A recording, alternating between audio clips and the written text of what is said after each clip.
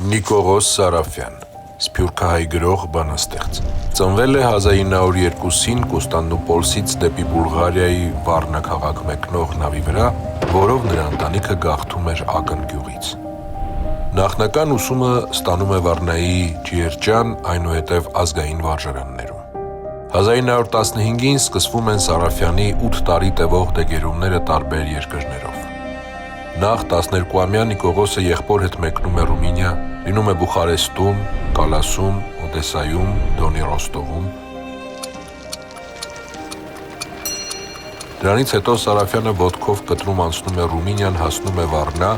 գտնում է ծնողներին, ինչից հետո ուղևորվում է Կոստանդնուպոլիս, որտեղ սկսում է սովորել կենտրոնական վարժարանում և աշակերտել Հակոբոշականին ու Վահան Թեքեյանին։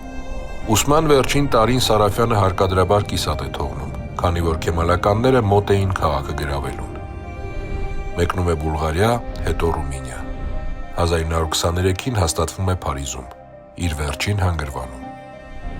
Նիկողոս Սարաֆյանին շատերը համարում են Սփյուռքի առաջին բանաստեղծ ոչ միայն ժամանակագրորեն, այլև իր թողած ու չգերազանցված երգերով։ Առաջին հատորը «Անջրպետի մգրավումը»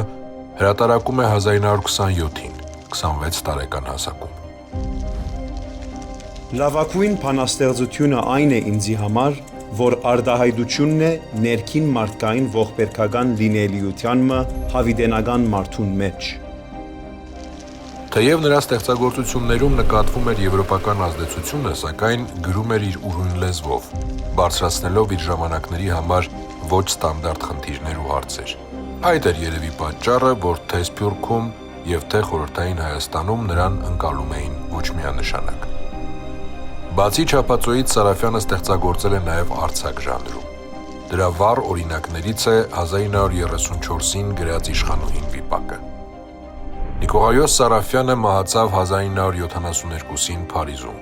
թողնելով անգնահատելի ժառանգություն Սփյուռքի և ընդհանրապես ամբողջ հայ գրականության համար։ Անդարին մեջ ամայի, ծմրան արդումը բայձար, ստեղնաշարմը լույսի, ու շուքերու շարժելով,